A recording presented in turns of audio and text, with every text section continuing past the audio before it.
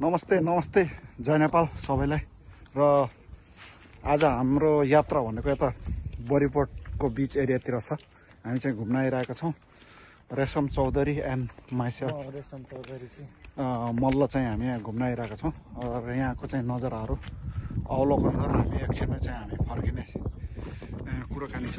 र यहाँको एकदम राम्रो माहौल हेरेर चाहिँ हामी घुमिरहेका छौँ।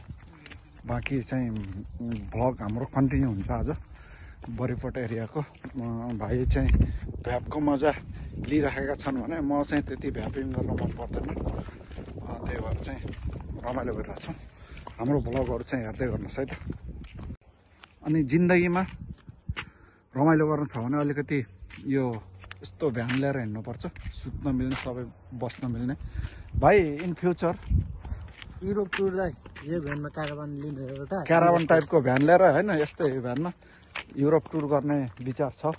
नेपाल जाने हो त्यसमा त युकेदेखि नेपालसम्म चाहिँ यस्तै भ्यानमा सम्भव हुन्छ कि नै? यो चाहिँ यो भ्यानको चाहिँ कति पैसा पर्छ भनेर हामीले त्यति थाहा छैन। त्यही पनि चाहिँ सपना ठुलो राख्नुपर्छ अरे, गाडी नभए पनि घुँडा नभए पनि। अनि हामी पनि त्यो सपना राख्दैमा त केही फरक पर्दैन। त्यही भएर चाहिँ बिग्रदैन समाचार के अरे सपना राख्दैन। त्यही हो गाइजहरू। अब चाहिँ क्यामेरा फलक्क फल्टाउनु हुन्छ, देखेन यहाँ कहाँनिर काग देखिरहेको छ होइन, काग पनि घुम्न आएको छ। काग दाजै कुन्ने के जाति भनेर यस्तो भइरहेको छ है त गाइज। अब बाँकी यो बिच एरियातिर हामी चाहिँ प्रवेश गर्दैछौँ। यहाँको चाहिँ जियोग्राफिकल अवस्थाहरू देखाउनको लागि बिच प्रवेश गरिँदैछ गाइज। आउटबाट यो चाहिँ यो बरिपोर्ट एरियाको बिच साइडमा बरिपोर्ट हो भएको हो यो होइन। यिनीहरू चाहिँ आइसेलो हो, आइसेलो भन्छ नेपालमा। आइसेलोको बुट्टा हो, ब्ल्याक कालो फल्छ। किमो हो यो गाइज, किमो नै किमो जस्तै हुन्छ, किमो चाहिँ होइन है। आइसेलोको उस हो। यहाँ यस्तो हेर्दाखेरि यस्तो छ नजारा। यहाँ घाँस छ, त्यहाँ मान्छेहरू हिँड्ने बाटो छ, पिच बाटो छ। तर हामी चाहिँ त्यही त पिच छ, तर हामी चाहिँ यता अलिक यताबाट आएको छौँ घुम्नको लागि, हेर्नको लागि। यहाँ अगाडि हेर्न सक्नुहुन्छ अलिकति पाहाडहरू छ भनेपछि त्यहाँ चाहिँ हाम्रो सिटी हो। यो अलिकति क्लियर देखिएको छैन, त्यो हो त्यतैतिर हामी चाहिँ बस्छौँ। त्यही त। अब बाँकी अगाडि हेर्दै जाउँ। यता त्यो चाहिँ बिच छ होइन, र समुद्र छ। यो चाहिँ उत्तिखेर बढ्ने र उत्तिखेर घट्ने हुन्छ। एकदम लामो यो चाहिँ युकेभरिकै लङ्गेस्ट बिच पर्छ है। लाइक 6 माइल्स छ अरे तलदेखि माथिसम्म। तर यो पुरै चाहिँ क्याप्चर गर्नु त सकिएको छैन। त्यही पनि जतिसम्म क्याप्चर गर्नु सकिएको छ त्यतिको मात्र चाहिँ हामी हेरेका छौँ। यहाँको भूबनोट केही यस्तो तरिकाको छ। र यो एरियामा पहिला राजा महाराजाहरू बस्थे अरे। र उहाँहरूको चाहिँ केही के अरे एरियाबाट पानी फोहोर पानीहरू निस्काल्ने हुनसक्छ, अथवा यहाँबाट पानी सहरतिर लैजाने हुनसक्छ। यस्तो चाहिँ यहाँ छ। अहिले त भत्केर यस्तो भइसकेको छ।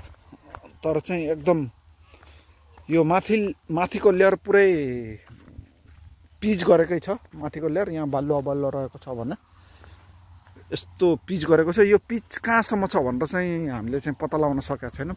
यो चाहिँ एकदम तलदेखि माथिसम्म यस्तो छ भूबनोट। पहिला चाहिँ ठुला जहाजहरू, पानी जहाजहरू आउँथ्यो अरे भन्ने चाहिँ सुनेको। त आजकल चाहिँ ठुल्ठुला त आउँदैन, कहिलेकाहीँ आउँछ होला, हामी चाहिँ देखेको छैन चाहिँ है त।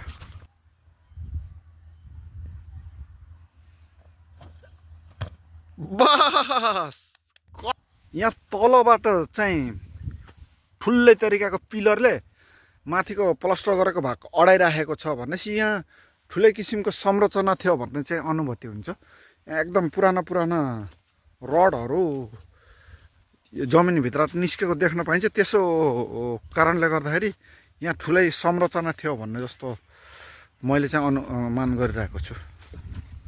अब यहाँबाट हिँड्दै जाँदाखेरि अब कहीँ यस्तो किसिमको नजाराहरू देख्न पाइन्छ।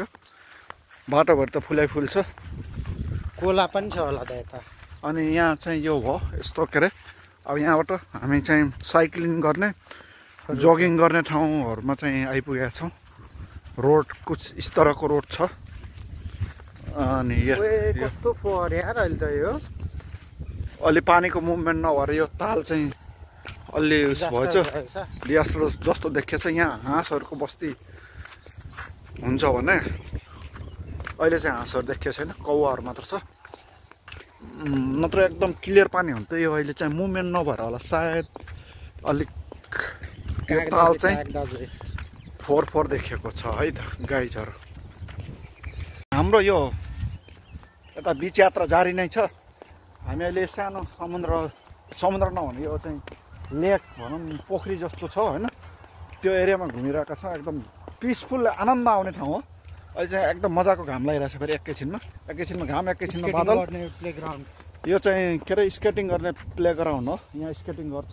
प्लस केटाकेटीहरू डेटिङ गर्ने ठाउँ पनि हो सानो डेटिङ स्पट जस्तो भन्न पनि मिल्छ त्यस्तै चाहिँ यो पोखरीमा आज चाहिँ एकदम बढी मात्रामा कौवाहरू घुमिरहेका छन् यो पोखरीको बारेमा लिएर चाहिँ के भन्न छ भाइ केही भन्न छ यो पोखरी पहिले मेरो बाउहरू यसमा माछा मार्ने गर्छ है नेपालबाट यहाँ माछा मार्न आउँथे पहिले र भन्नाले बाउ जस्तो मान्छेहरू यहाँको यिनीहरू माछा मार्न आउँथ्यो अरे त्यो माछा मार्ने क्रममा माछा सबै सकाइदिए रहेछ अनि अहिले चाहिँ लेउको पोखरी भयो माछा पनि होला यो भित्र पक्कै अभियसली त्यो चाहिँ माछा अहिलेको लागि यो ठाउँ साइक्लिङ गर्ने ठाउँ भन्नु मैले पहिला भनिसकेको थिएँ भनेपछि यस्तो छ यहाँको नजारा यहाँ घुम्ने नै बढी हुन्छ पर्यटकहरू आउने ठाउँ हो युकेको धेरै ठाउँबाट चाहिँ यहाँ पर्यटकहरू चाहिँ हेर्न आउने गर्दछन् भनेपछि यहाँ चाहिँ बस्ने ठाउँहरू सुत्ने ठाउँहरू छ यसरी मान्छेहरू चाहिँ बेला बेलामा सुत्ने उठ्ने गर्दछन् यो रेशम चौधरी भाइ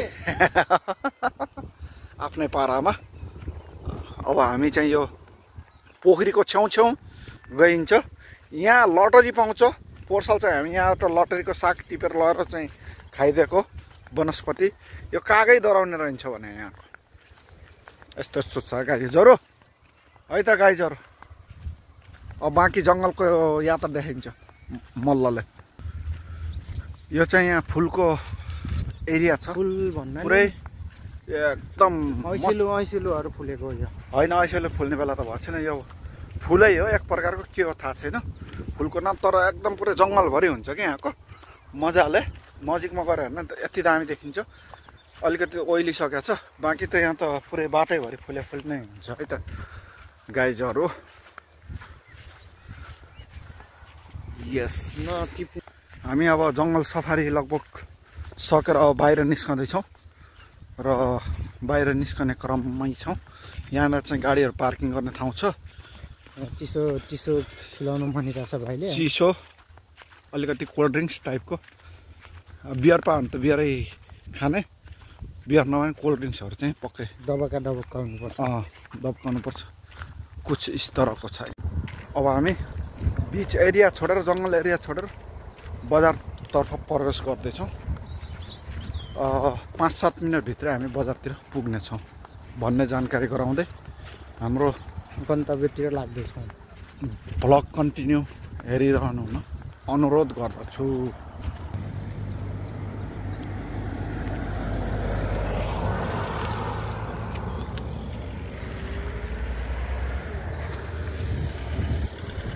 हामी पारिबाट आएको यहाँ गाडी हिँड्ने हुन्छ भने यो साइक्लिङ गर्ने ठाउँ र जगिङ गर्ने ठाउँ हिँड्ने ठाउँ यो हो यो चाहिँ गाँजा हो भन्नुपर्छ एक किसिमको भनेर भन्न नमिल्ने सिस्नो हो यो चाहिँ है त गाईजहरू हाम्रो रेशम भएको चाहिँ मुस्कानै काफी छ है अब त्यो अनुहार नदेखाए पनि अघि नै हेरिसक्नु भएको छ गाईजहरू अनुहार त्यही भएर नो वर्ड्स क्या ओके यहाँनिर मजाको फुल रहेछ ल यो चाहिँ यहाँको स्कुल हो आज पनि स्कुलको बिजी नै व्यस्त नै रहेछ अब हामी बस्ने ठाउँतिर आइसक्न लागिसकेछ यो चाहिँ जिमहरू गर्ने ठाउँ एक्सर्साइज गर्ने ठाउँ हो जिम गर्न चाहिँ यतातिर आउने गरिन्छ भने वाकिङ गर्न जगिङ गर्न पनि यतातिर आउने गरिन्छ। कुछ यस्तो तरहको ठाउँहरू छ। यहाँ ट्रान्सपोर्टेसनको सुविधा यसरी रहेको हुन्छ, बसहरू लागिरहेको छ यस्तरी। यसरी चाहिँ यहाँ रेल पनि दौडिने गर्छ। रेल आउने बेला यो बाटो बन्द छ र यता बस छ है त गाइजहरू। हो यसरी चाहिँ यो खुल्यो, रेल गइसकेपछि यसरी खुल्छ। खुलिसकेपछि मान्छेहरू बसहरू लगायतका चिजहरू आउने जाने हुन्छन् यी त्यसरी। र हामी पनि त्यसैको पछि पछि दौडिरहेका छौँ।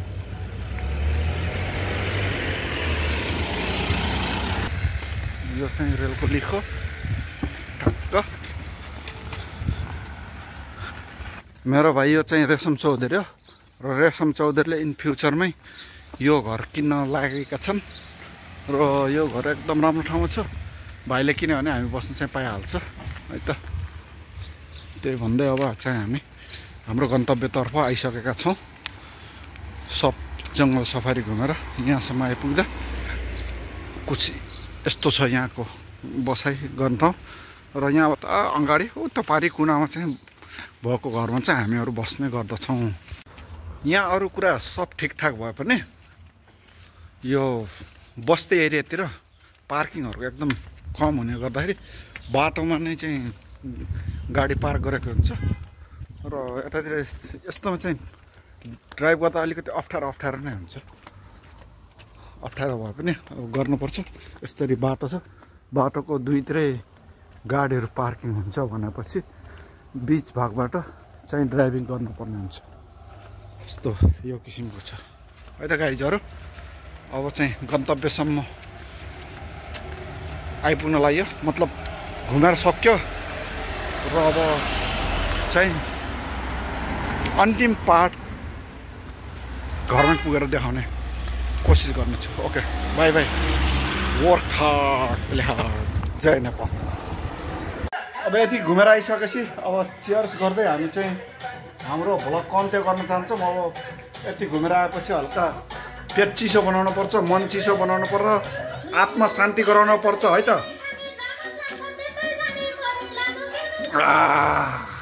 ल यति बेलासम्म चाहिँ भ्लगमा बसिदिनु भएकोमा सम्पूर्णलाई धन्यवाद। जय नेपाल भन्न चाहन्छु। गोर्खा प्लेहार जय नेपाल।